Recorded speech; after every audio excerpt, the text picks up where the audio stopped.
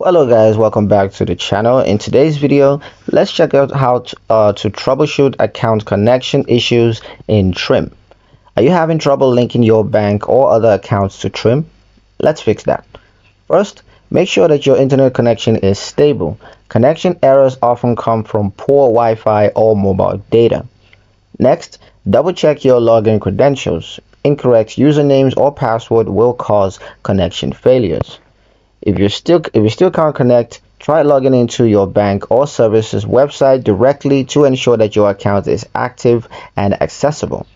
In Trim, go to Accounts and find the account with the issue, and then tap the refresh icon or reconnect button to retry. If prompted, you want to re-enter your credentials and complete any two-factor authentication steps. Clear the app cache or restart your phone if problems persist. Also ensure that you're using the latest version of the Trim app, updated via your app store. If none of this works, contact Trim's customer support from the app or website and they can help with more complex issues.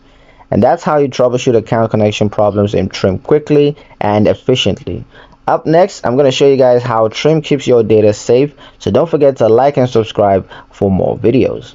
Thank you guys for watching, and I'll see you in the next one.